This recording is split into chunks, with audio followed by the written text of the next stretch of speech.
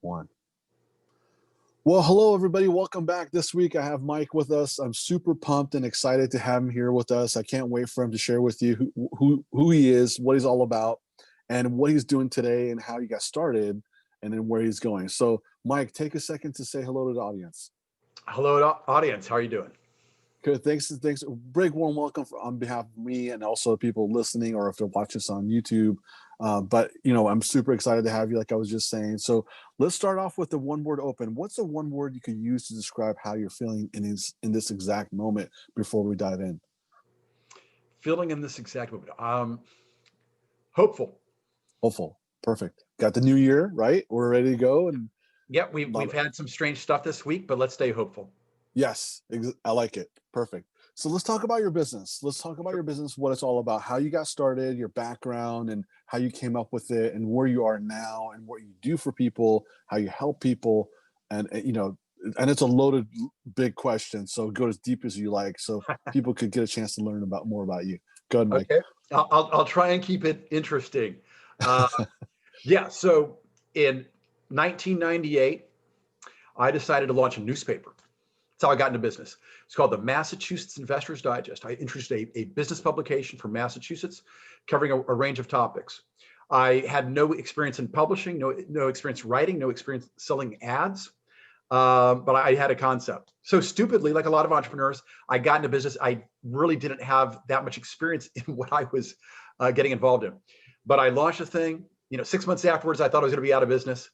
I stayed in business. I found some ways to keep it going. I found some different areas of expertise or some topics that I thought worked. And when the dot-com, crash came, that kind of tanked the business a little bit. And then 9/11 came. When 9/11 came, I said, I got to get out of the newspaper business. I can't drop newspapers off. They were closing down the skyscrapers. They were putting security in the buildings where we were dropping off the newspaper. So I got to get out of this. And when I talked to people about the newspaper, I said, what did you like about the newspaper the best? If they read it, what was the column that you liked? They said, we love your venture capital roundup. We love your summary of all the firms that have raised venture capital. Oh, really? So I decided to create a venture capital database. I started with Massachusetts. We maybe had 150, 200 firms for the first publication. It's actually a book. I sent along a floppy disk that had a spreadsheet. But I'll tell you what, even though that sounds, kind of old and old-fashioned, when I told people that I had a spreadsheet on that disk with the email addresses of every venture capital firm in Massachusetts, they wanted to give me a credit card right there. So I say, I think I'm onto something. So we did Massachusetts, we did Texas, Silicon Valley. We just kept adding. We built a national database. So now we have a database of 5,000 VCs, PEs, angels, accelerators, family offices, everybody in the private capital space. Now it's online, searchable, filters, exports, all that kind of stuff. So, it's really geared for people who are looking to raise capital, people who want to contact VCs and PEs for whatever reason. That could be a law firm, an executive recruiter, that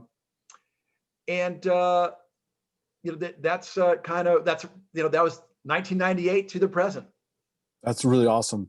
That's quite a story. When you were just sharing with me about 9/11 and 2008 and all that stuff, I was reflecting back in those times too, especially with the dot-com boom, then the 9/11. And then, oh my God. And here we are like last year and this year. So thanks for sharing that with us. Scary times. But as we, people are talking about how the democracy perseveres. Look how American business perseveres, right? Yes. You thought were we all going to be done in 2009 and 2000? No, we kept on going. Things look scary March of last year, and somehow we find ways to adapt. Yes. Adaptation, right? Adaptation. Totally. And do you remember in 1999 Y2K? Oh yeah. Do you remember that? The Sure. whole thing with the computers going down and stuff like that. And then, everybody thought that was going to be the end of the world. Totally. Yeah. So let's talk about some wins. If you could share with us, if you could pick one win that's dear and near your heart in business context that you could share with the audience that you're proud of, and then, just share with us what that win is and what you learned from it. That would be great, Mike. Well, I won't give you one that's like super, extraordinary. This is more, let's say a small business win. Um, I'm always introducing new products. I'd add a couple of things that didn't go so well, or something that maybe was mediocre. But I decided to introduce a family office database. So family offices, in case someone's listening that they don't know what they are, you've got venture capitalists, you've got private equity firms. There are also very rich families or a very rich person. Maybe they've had a liquidity event, and they now have a lot of capital. They're looking to diversify their interests. So maybe they owned an automobile dealership and sold it. Maybe they owned a medical records firm and sold it. Whatever industry they were in, they've got liquidity. They've got hundreds of millions of dollars typically, and they decide to start sprinkling this around. They might invest in VC funds, hedge funds. They might do direct investments. They might buy some real estate. They often do a lot of these things. They like to diversify their assets. So I was like, why don't I already had some of them in the database, but I wanted to really broaden that and make a distinct product so you could just buy a family office database if that's what you're interested in. And that ended up just being a super win, man. I was just like, I emailed people that we've got a family office database. It was like, wow, I was telling them exactly what they wanted to hear. The credit cards came rolling in, just like what I described before in 2002. That's when you got a hit, when it's like immediate. A business comes immediately, and there's a very strong reaction. That's really awesome. Let's talk about the flip side of that. What's been one that was not a win, and what did you Well, learn from it? look, yeah, I mean, it's a fun one to just go back to 1998. Here I was, I launched this newspaper, the Massachusetts Investors Digest.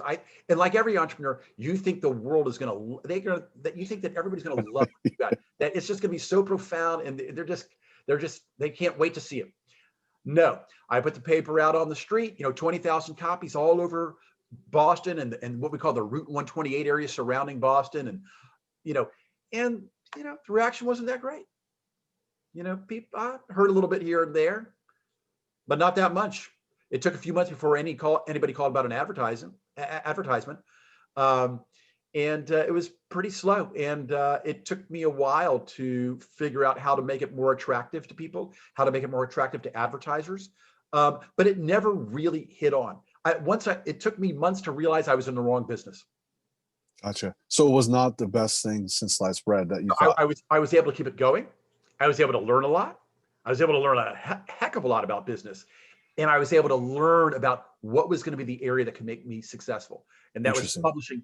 publishing data on venture capital. So a lot of businesses find that, right? You find that you've got to pivot, right? You've got to pivot. The first thing that you do, the first iteration is not that great. The second iteration isn't that great. So you've got to pivot and try something else. So I was creating content, and then I realized that selling venture capital content was going to be a much better business, a way easier business too, more profitable than pushing a newspaper all over the place and trying to sell advertising.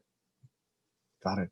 So you have a lot of business experience, and you've watched a lot of other successful people like yourself in business. And what do you think if you had to give, if you could give one advice to a founder listening to this, what's that one tip you could give them that you feel that's really powerful, and that's the only tip they would need, like in terms of being successful in their startup? Yeah. So, I mean, you don't want to be glib, right? Because you hear the same things all the time. You know, but you'd have to say that one thing that you do hear, and I think it is profound: perseverance, but pivot. Don't bang your head against the wall. Don't say, and I'm going to do this. I'm going to take every credit card I've got. I'm going to drain my savings account. Before you go that far, see if you need to pivot. See if there's something else that you can do. See if you're on the right track with your idea, but you might need to do it a little bit differently. So, entrepreneurs go in saying, it's going to be the greatest thing. Nothing's going to stop me. And they drain their accounts, right? They max out credit cards. That may not be the best thing for you. You might need to think about, is there a way to pivot into something better? Got it. Thank you. Let's talk about business expenses right now. What would you say is your top business expense? I'd say right now it's marketing. It used to be database development. It used to be technology. paying, folks to build the database and add on different things and do different things. I feel that we got that mostly built out. Sometimes we, amend something. Right now it's marketing, email marketing, landing pages, those things. And would you say credit card processing is in the top 5? Credit card processing? No, I wouldn't. I think that we've got that pretty much under control. But with credit card processing, the money comes off the top, right? Sure. That's why I invested in Square. That's why I own Visa as a personal, stock investor. When you see the toll they take off the top, that 3%, 4%. If you're with the wrong bank or processor, they'll take 5%, right? So you've got to be very, very careful about that. Very careful, who you're using for your shopping cart, you got to be very, very careful. But I do think with processing now, we've got a provider, we've got it at a good figure. Awesome. Let's talk about how you acquire new clients. I know you said that's one of your top expenses your top expense. One of your top expenses is marketing. Yeah. So that's on near, top of your radar for you. So what channel are you using to acquire new clients? Yeah. So Tony, I've tried so many different things over the years, and I can say without a doubt, the most successful thing, I wouldn't even be in business if it wasn't for email marketing. Email marketing is extremely successful for my business. We're able to reach people that we need to reach, and we get business from them. We send an email out, we get business back. In fact, I think the record was 3 minutes. I sent an email out. The new venture capital database is available. Credit card comes back 3 minutes later. Nice. You can't ask for more than that. That is really awesome. Let's talk about a reverse question. So what's one question that I should be asking you, Mike, that I haven't yet? I was supposed to be prepared for this one, right? I wasn't prepared. A question that you should ask me. What's the hardest thing about business? What's keeping me up at night? Yeah. I used to stay up. I used to get a lot of sleepless nights. Today, I think I worry about technology obsolescence in terms of my site looking less, not looking as good as the competitors. The competitors getting more data than I can get my hands on, right? So that's what I'm up against. You worry about somebody doing everything that you've got for free, right? Who doesn't like to attack a market by say, well, we're going to do everything for free. I think we already went through that phase, and now some of those competitors are now charging. So I don't think that I have to worry about that so much, but that's certainly something that you always have to worry about. Understood. I know. I think we've all heard the story about Amazon not having the prettiest website, right? But it's the highest converting website. That's all they care about, and they do a lot of split testing and all that good stuff. So as long as your website's converting, it's working. And I know it's good that it's on top of mind, and sometimes it might keep you up at night, or people listening to this, it might keep them up at night, because you can always do better. You can always improve. Sure. I mean, look at our phones, right? You've got iPhone 12 out now, and pretty soon it'll be the next one, and so forth, and all that good stuff. Perfect. As we're coming to a close here, tell our listeners how they can get a hold of you. If you want to let us know of your website address and how they could contact you to find out more information, and also just recap on who you typically help. Sure. So we've got a website, massinvestor.com. So Massinvestor is the company. We publish venture capital, private equity database. And we typically help, 3 different folks. Entrepreneurs who are looking to raise capital. They use the database. Now, there are different places that they can go, but we do have plenty of entrepreneurs who are looking to raise capital, especially if they've already done angel groups. They've already done some different things. They're like, I need something more serious. They use the product. We have a lot of VCs and PEs who buy the product. They might be looking to raise money from family offices, right? So we have the professionals that we're profiling. They buy the database as well. And then lastly is this great myriad of professionals in the ecosystem of capital and technology and entrepreneurship. So you've got law firms. Every time that there's a venture capital deal, there's a lawyer for the VC and a lawyer for the entrepreneur. Every time someone's gotten some venture capital, somebody wants to sell them a 401k. Someone wants to sell them office space. They've got executives to hire, right? So there are a lot of professionals who want to know what's happening in VC and private equity, and because capital's moving, and whenever there's an influx of capital, there are actions that need to be taken. Well said. And what's your one word close as we're wrapping it up? What's the one word you could use to sign off with? The one word. I'll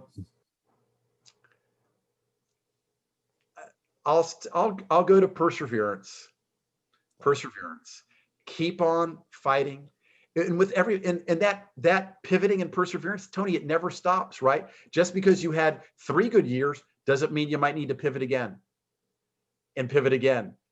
Maybe every 3 years or 5 years, you got to keep going, and you may need to pivot. So you've got to always be thinking, staying sharp, and thinking about how you can improve your business, and be ready to pivot if you need to. If you need to adapt, if you need to change, do it. Those are some really powerful tips. Mike, thank you very much for sharing that with us. I know I got a lot of value out of this, and the listeners listening to this, whether it's this year, next year, or 2050, they're listening to this, they're gonna get some value out of this as well. So thank you very much for coming on to the show, and I can't wait to have you back on here sometime soon. That'll be great, Tony. Thanks so much.